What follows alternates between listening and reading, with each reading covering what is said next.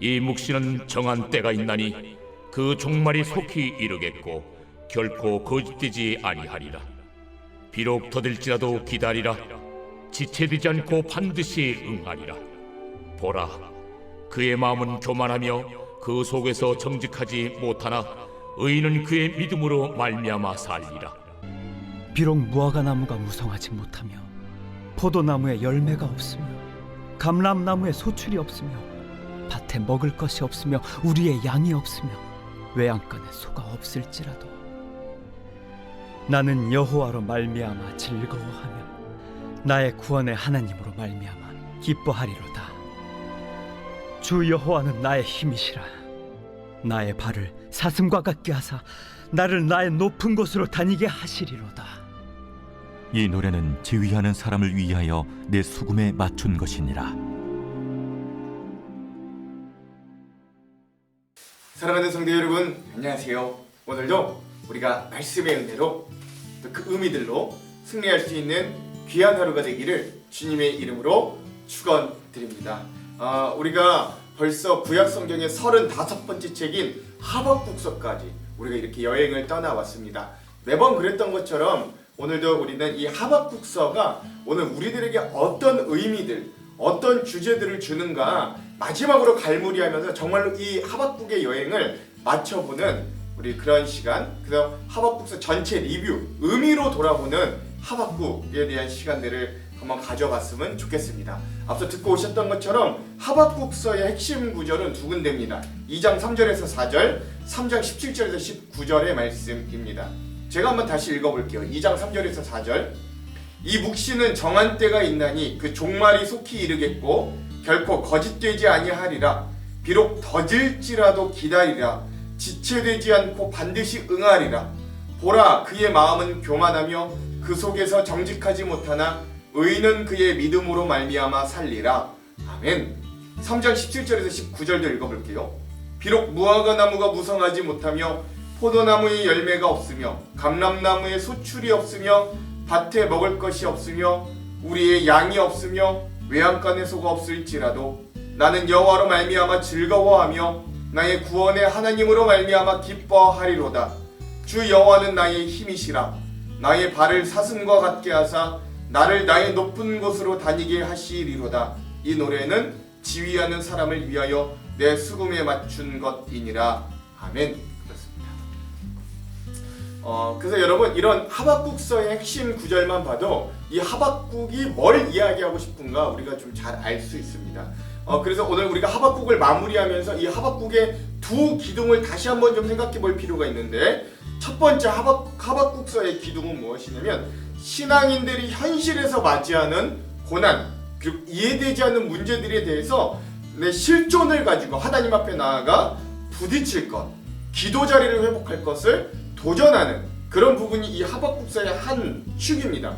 그리고 또 하나의 축은 무엇이냐면 수많은 문제와 고난 가운데서도 하나님을 믿는 믿음만이 우리의 해답임을 알려주는, 오직 의인은 믿음으로 말미암아 살고 뭐가 없고 다 없을지라도 하나님 한 분만 계시면 내가 기뻐하고 힘을 얻고 그 하나님이 나를 결국 높은 곳에 올려주실 거라는 그 믿음이 해답임을 우리에게 알려주는 책, 이 두 기둥으로 되어 있는 책이 바로 하박국서다 라는 것들을 우리가 또한 알 수 있습니다. 그래서 우리가 이 하박국서에 대한 5가지 중요한 주제들, 꼭 기억해야 되는 의미들을 한번 살펴보고 오늘 우리가 이 여행을 정말로 갈무리 했으면 좋겠습니다. 자, 첫 번째 주제는요, 하나님의 때는 더디지만 그래서 우리의 생각과 다른 시기, 또 우리의 생각과는 다른 방법으로 임할 때도 있지만 그러나 그 하나님의 때, 하나님의 성취는 반드시 이루어진다. 이게 하박국서가 우리에게 주는 첫 번째 주제입니다. 하박국서는 이 하박국서를 시작하면서 동시에 하박국 선지자가 하나님께 따지고 질문합니다. 그것은 하나님 왜 이렇게 악한 세상과 악한 사람들을 가만히 내두시느냐라는 것이라는 질문이고, 그들로 인해 망가진 세상 가운데 선량한 사람들이 왜 피해를 같이 보고 같이 망해야 됩니까? 라는 질문입니다. 우리는 하박국 선지자의 이러한 질문을 매우 쉽게 공감할 수 있어요. TV, 인터넷, 뉴스 등을 보면 하박국 선지자의 시대보다 2600년이나 지난 지금도 사람들이 사는 사회는 여전히 악한 사람들이 강하고 악한 사람이 흥하고 악한 사람 때문에 선량한 사람들이 피해를 보는 세상이기 때문에 그렇습니다. 그런데 이런 질문을 자세히 들여다보면 한편 하박국의 질문하고 하나님께 항변할 정도로 하나님은 침묵하시고 꼼짝도 안 하시는 것처럼 보입니다. 그럼 하나님은 도대체 왜 이렇게 침묵하시는 듯이 보일까요? 왜 하나님은 답답해 보이실 정도로 느릿느릿 움직이시는 걸까요? 그 이유는 크게 두 가지로 볼 수 있는데, 첫째는 하나님께서 즉각 심판하신다면 사실 살아남을 사람이 한 명도 없기 때문입니다. 하나님께서 만약에 우리의 죄, 우리의 악함을 보시고 바로 즉각 벌하시거나 심판하신다면 꼭 악한 사람들만 뿐만 아니라 오늘 여기 말하는 저도, 여러분들도 혹시 남아날 수 있을까요? 살아날 수 있을까요? 결코 그럴 수 없는 거예요. 그리고 또한 두 번째, 하나님께서 침묵하는 듯이 그 일을 느릿느릿 행하시는 듯이 보이는 두 번째 이유는 바로 사람이 보기에 극악한 죄인이라고 할지라도 하나님은 그에게마저도 돌아올 기회와 시간을 주시며 끝까지 인내하시는 사랑의 하나님, 즉 그런 악인들도 끝까지 참고 기다리신다면 오늘 나도 여전히 끝까지 참고 인내하고 기다려주시는 하나님이심을 알 수 있기 때문에 그렇습니다. 그런데 이런 하박국의 질문에 하나님께서 하신 제대로 대답하신 첫 마디가 그래서 바로 이것인데요. 그게 바로 2장 3절입니다. 하박국 2장이 하나님의 질문 전체가 다 질문에 대한 대답이거든요. 근데 2장 3절은 이렇게 그 대답이 이렇게 시작해요. 이 묵시는 정한 때가 있나니 그 종말이 속히 이르겠고 결코 거짓되지 아니하리라. 비록 더딜지라도 기다리라. 지체되지 않고 반드시 응하리라. 아멘. 이렇게 되어 있어요. 즉 이 말씀은 이런 뜻이에요.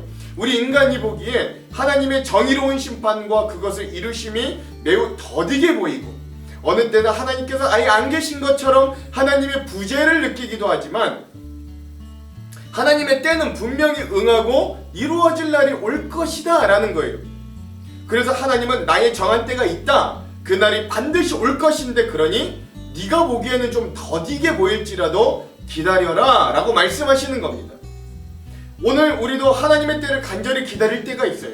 특별히 이해되지 않은 크고 심각한 문제가 우리들에게 닥쳐왔을 때, 심각한 질병이 나와 우리 가족의 몸에 찾아왔을 때, 우리의 사업과 직장이 잘 되지 못해 우리의 가정이 경제적으로 상당히 어려움을 당할 때, 인간관계가 깨질 때, 내 마음에 병이 들어 우울함과 절망이 나를 감싸둘 때, 두를 때, 사회적 불의가 명백하게 우리의 눈에 보일 때 등등입니다. 그래서 우리도 그러한 문제들을 에워싸일 때 하나님께서 속히 임하여 주셔서 문제를 해결해 주시고 악한 자들은 벌하여 주시고 정의를 굳게 세워주시길 기도합니다. 우리가 생각하는 적기에 하나님께서 짜잔 나타나 주시기를 기도합니다. 그러나 하나님의 때와 우리의 때는 너무나도 다릅니다. 그리고 하나님의 방법과 우리가 생각하는 방법도 참으로 다릅니다.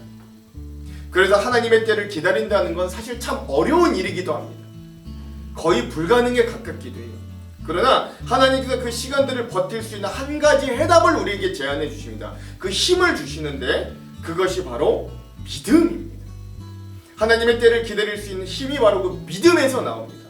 그래서 하박국서에도 이런 말이 나오잖아요. 의인은 믿음으로 말미암아 살리라 라고 하나님께서 하박국 선지자에게 응답해 주셨던 것처럼 말이죠.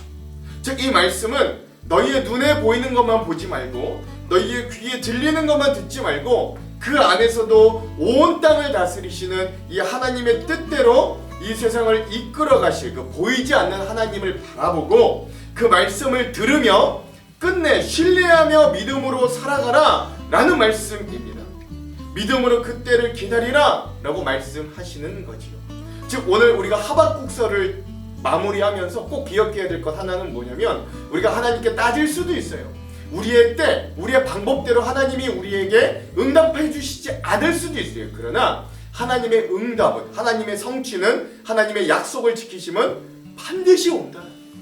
그것이 우리 때가 좀 아니고 우리의 방법은 아니라고 할지라도 하나님은 분명 자신의 약속을 오늘도 신실하게 지켜가시며 그 때가 올 때 반드시 우리를 회복해 주실 것이라는 것, 그 때가 반드시 응하리라는 걸 여러분 꼭 기억할 수 있었으면 좋겠습니다. 이게 첫 번째 하박국서의 주제입니다.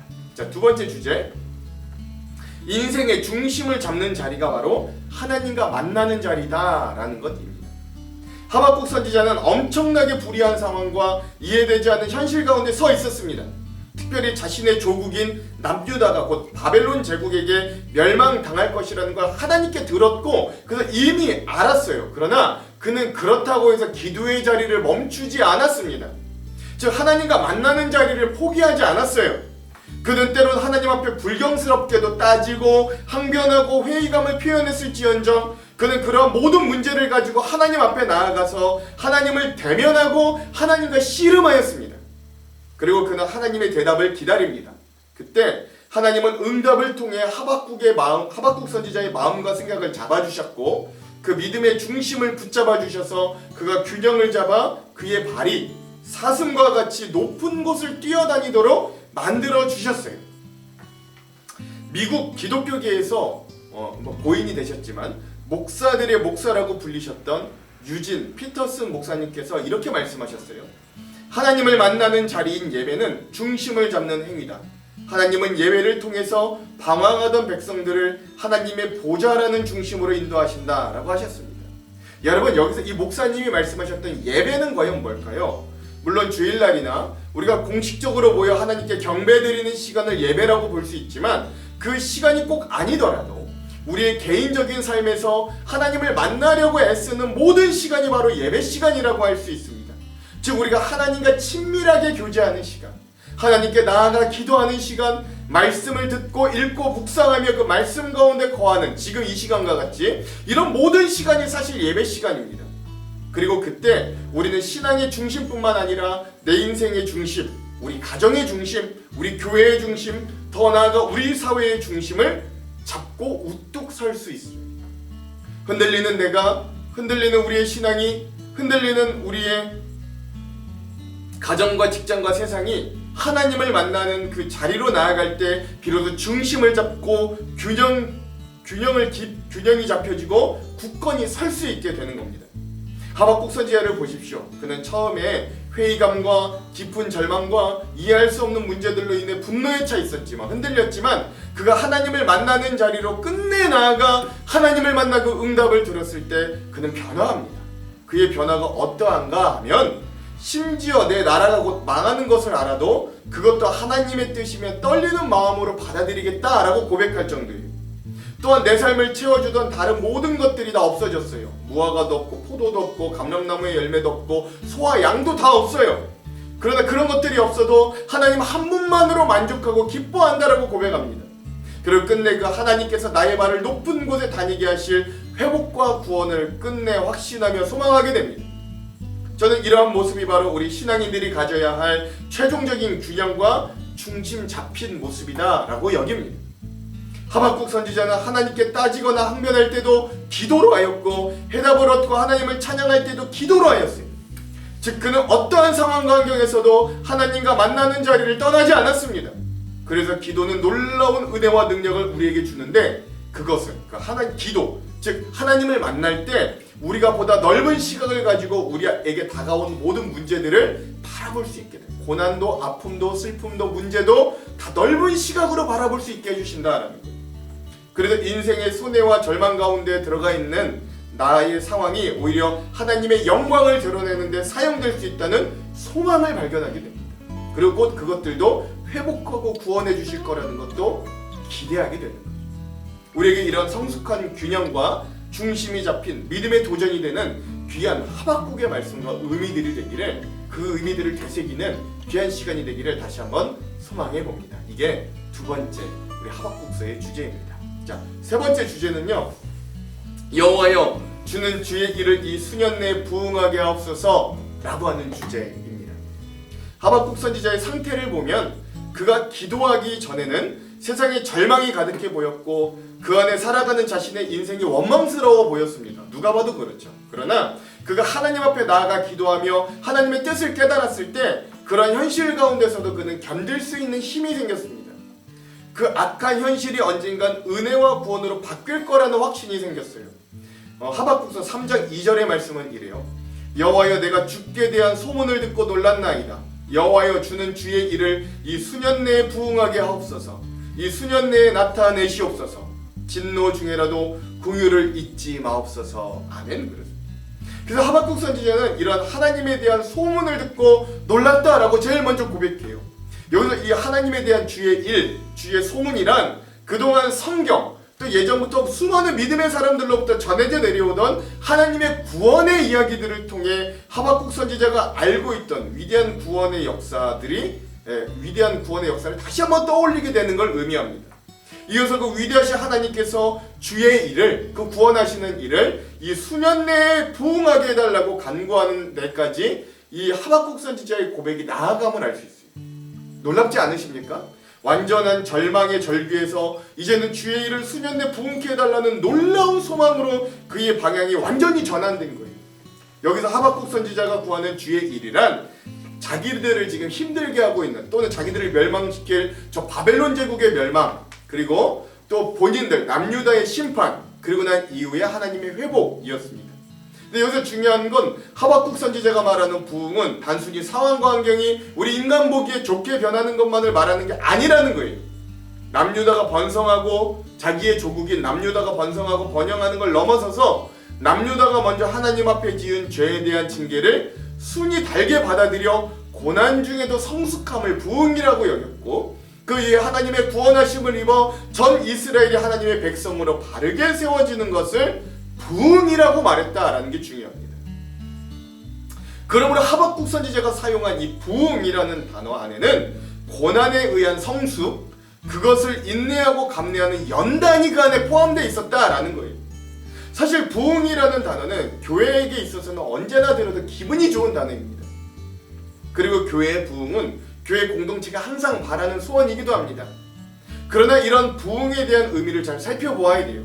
특별히 많은 교회들에서 이 하박국 3장 2절의 이 문장인 여호와여 주는 주의 일을 이 수년 내에 부흥케 하옵소서 라는 이 문장을 전면에 내세워 교회 건축과 양적 성장을 위한 캐치프레이즈로 사용하기도 합니다.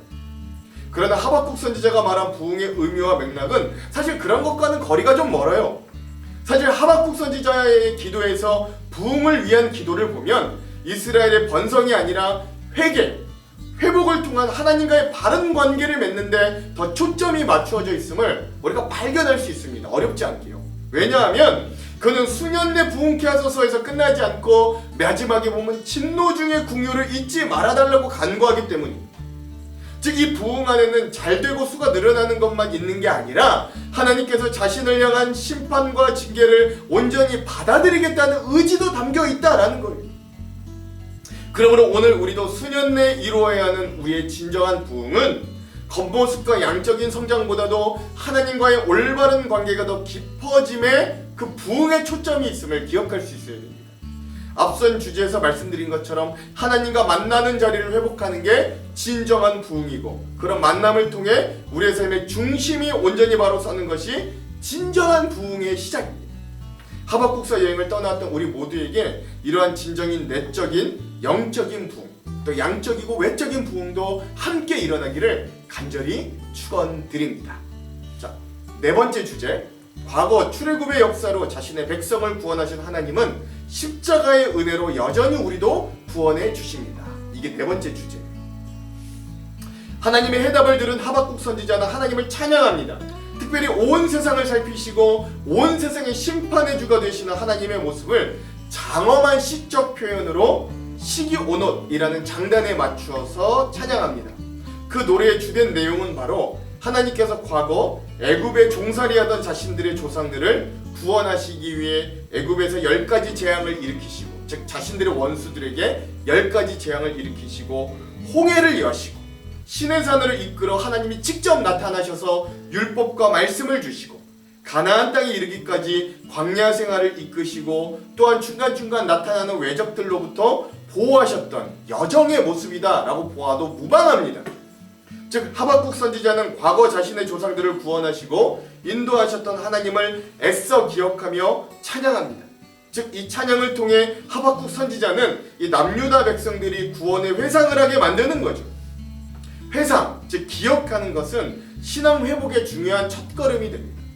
마치 탕자였던 둘째 아들이 아버지의 좋았던 집을 회상하였을 때 그가 다 망하였어요. 아버지의 유산을 미리 받아서 페류나처럼 미리 받아서 흥청망청 다 쓰다가 결국 망하게 되었을 때, 그러나 그는 아버지의 좋은 집을 회상하죠. 그 발걸음이, 그 회상이 바로 그 아버지 집으로 돌아가게 하는 첫 발걸음이 되었던 말입니다. 그러므로 오늘 우리도 그런 하나님의 구원하심을 애써 기억해야 됩니다. 여전히 우리의 현실은 절망스럽고 낭만스러울 때가 더 많기 때문이 성경에 가장 크고 중요한 두 가지 구원의 맥이 있습니다. 첫 번째 맥은 뭐냐? 구약의 출애굽 사건이고, 또 다른 하나의 맥은 신약에서 예수 그리스도의 십자가 사건입니다. 그만큼 출애굽 사건은 성서 전체에 흐르는 구원 사상의 근원이고 발원지가 됩니다. 그런데 이스라엘 백성들은 특별히 끝까지 구별되었던 남유다 백성들마저 하나님의 백성으로서의 의미를 죄악으로, 우상숭배로 상실해버리고 맙니다.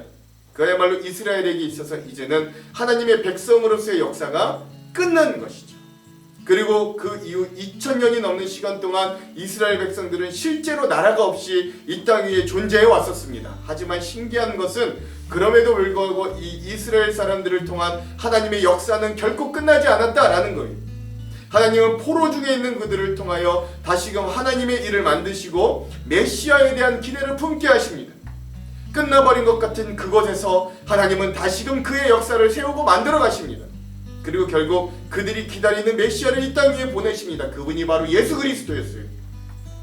즉 멈추었던 출애굽의 구원의 역사를 다시금 십자가의 역사로 일으켜 세우시는 거예요.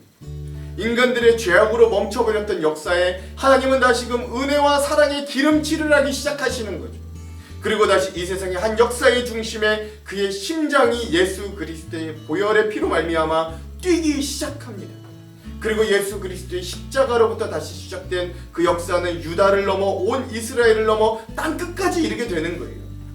그러므로 현실의 고난과 어려움 앞에 두려움이 찾아오면 우리도 조용히 과거의 나의 삶에 일하셨던 하나님을 회상할 수 있어야 돼요. 또한 하나님을 기억하게 하는 찬송을 부르는 것도 아주 좋은 방법들입니다. 내가 잊어버리고 있던 그 구원의 하나님을 되찾을 때 우리는 여전히 우리를 구원하실 하나님을 신뢰하며 잠잠히 하나님의 일하심을 기대할 수 있어요. 그러므로 과거의 출애굽의 구원은 과거가 아닌 현재와 미래의 구원을 이루신 십자가의 구원으로 오늘 우리들에게 다가옵니다. 하박국 선지자가 애써 그 출애굽 구원의 하나님을 기억하였듯이 오늘 우리도 나를 구원해 준 저 십자가로 나아갈 수 있어야 됩니다. 첫사랑을 회복해 봅시다. 예전에 나에게 주셨던 하나님의 약속들 근심하지 말라. 내가 너를 온전히 치료해 주겠다. 일용할 것들을 풍족히 내려주겠다. 너의 기도와 부르짖음을 들어주겠다.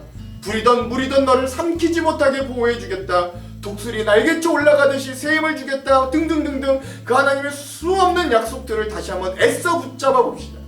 그때 저 십자가의 회복과 은혜가 여전히 굳건하게 우리에게 진하게 다가와 우리에게 다시금 일어날 힘을 주실 줄 믿습니다. 자, 그래서 출애굽 구원의 하나님은 여전히 십자가 예수 그리스도의 은혜로 우리에게 구원해 주신다는 것을 이 하박국서를 통해서 다시 한번 기억해 보기도 간절히 소망해 봅니다. 이 네 번째 주제예요. 자, 마지막 다섯 번째 주제는요. 슬픔 대신 기쁨을, 죄 대신 화관을, 근심 대신 찬송을 이라는 주제입니다. 이 하박국서가 시작될 때 하박국 선지자는 자신의 삶에 다가온 고난의 문제와 이해되지 않은 깊은 회의감 가운데서 하나님께 도전적으로 질문을 제기하며 불만을 토로하였습니다.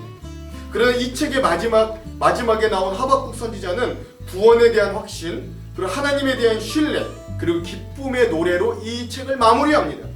이건 놀랍게도 하박국 선지자가 처한 상황이 변해서가 아니에요. 오히려 그가 가지고 있던 하나님에 대한 의심과 회의가 그 하나님에 대한 확실한 믿음과 구원의 소망으로 변화되었기 때문입니다. 이게 중요한 포인트예요. 그의 마지막 고백 중 3장 16절을 보면 우리가 그런 하박국 선지자의 모습을 확실히 알 수 있어요. 상황 환경은 바뀌지 않았지만 하나님에 대한 믿음이 바뀐 그의 모습을요. 제가 한번 읽어볼게요. 내가 들었으므로 내 창자가 흔들렸고 그 목소리로 말미암아 내 입술이 떨렸도다. 무리가 우리를 치러 올라오는 환난 날을 내가 기다림으로 썩이는 것이 내 뼈에 들어왔으며 내 몸은 내 처소에서 떨리는도다. 아멘. 하나님의 구원하심과 회복하심에 대한 확신은 회복했으나 그러나 여전히 남유다는 하나님의 심판을 받을 그 상황은 면치 못하였습니다. 그래서 그런 상황을 생각할 때 하박국 선지자는 자기의 뼈가 삭고 창자가 떨릴 정도라고 했어요. 그럼에도 그런 심판 중에 하박국 선지자는 하나님께서 여전히 나와 함께 하시면 그 하나님만으로도 만족하고 기뻐하겠다고 고백합니다. 즉 중요한 건 상황은 하나도 변하지 않았으나 그 안에 역사하시는 하나님에 대한 하박국 선지자의 확신과 믿음이 변하였다라는 데 있는 거예요. 마치 그가 나를 단련하신 후에는 내가 정금과 같이 나아가겠습니다 라고 고백한 욥의 고백처럼 하박국 선지자도 정금과 같은 소망과 기대를 드디어 가지게 된 것입니다. 우리 인간들이 기대하는 하나님은 우리가 아파할 때 그저 말 한마디로 우리의 병이나 아픔을 낫게 해주시기를 원하는 그런 능력의 하나님의 모습을 우리는 원합니다. 그것이 효율적이기도 하고 그것이 다른 이들에게도 하나님의 살아계심을 간증하거나 증명하기에도 좋기 때문에 그래요.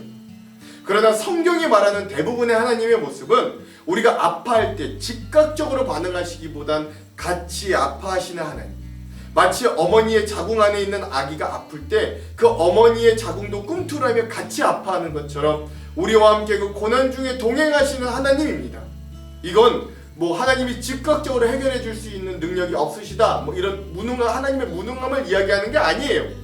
그 아픔마저도 사용하셔서 자신의 자녀들을 성장시키고 온전한 모습으로 변화시키시는, 즉 모든 것을 합력하여 선을 이루시는 진정한 전능의 하나님을 이야기하는 거예요. 하나님은 우리의 인생의 고난과 해결되지 않은 문제를 쉽고 편하게 없애주시지는 않으시지만 그 아픔과 문제가 우리를 완전히 멸망하게 두시지도 않습니다.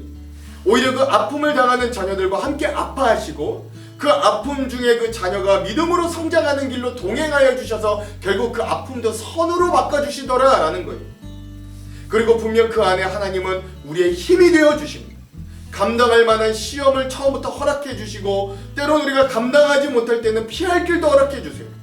그리고 하박국 선지자가 고백한 그 하나님은 분명 오늘 우리에게도 찾아오셔서 엉망이 돼버린 것 같고 다 망해버린 것 같은 우리의 인생의 상황 가운데서 우리의 기쁨과 소망을 찾게 해주실 겁니다. 주 여호와는 나의 힘이시라. 나의 발을 사슴과 같게 하사 나를 나의 높은 곳으로 다니게 하시리로다. 아멘. 이것이 이 하박국 선지자의 마지막 고백이잖아요.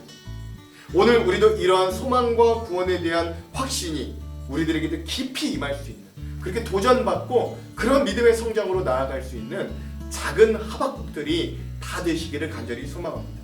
이제 마지막으로 이사야서 41장 8절에서 10절을 읽고 이 하박국 여행을 마무리할게요. 그러나 나의 종 너 이스라엘아, 내가 택한 야곱아, 나의 벗 아브라함의 자손아, 내가 땅끝에서부터 너를 붙들며 땅 모퉁이에서부터 너를 부르고 내게 이르기를 너는 나의 종이라. 내가 너를 택하고 싫어하여 버리지 아니하였다 하였노라. 두려워하지 말라. 내가 너와 함께함이라. 놀라지 말라. 나는 내 하나님이 됨이라. 내가 너를 굳세게 하리라. 참으로 너를 도와주리라. 참으로 나의 의로운 오른손으로 너를 붙들리라. 아멘. 기도하겠습니다. 하나님, 오늘 우리가 여기까지 하박국서에 대한 여행을 은혜 가운데 잘 마치게 하여 주셔서 감사합니다. 오늘 그리고 우리에게 주셨던 그 여행들의 의미들을 되돌아봅니다. 하나님, 오늘 우리도 하박국 선지자와 같이 우리의 삶에 다가온 이해할 수 없는, 우리가 감당할 수 없는 큰 문제와 고통과 어려움의 문제 가운데 주님 앞에 나와 신음합니다. 우리의 기도의 제목, 해결해 주실 주님의 능력을 구하며 기도합니다. 하나님, 때론 그 응답이, 그 해결이 우리가 원하는 시간, 우리가 원하는 방법은 아니라 할지라도 우리에게 반드시 응답되고 찾아올 것을 믿습니다.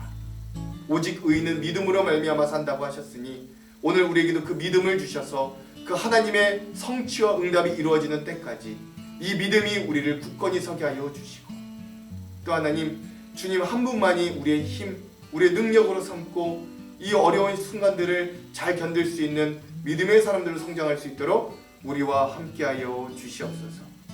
이 여행에서 우리에게 주셨던 수많은 은혜들과 교훈과 깨달음들을 잘 마음속에 간직하는 귀한 시간들이 되도록 우리를 사용하여 주시옵소서.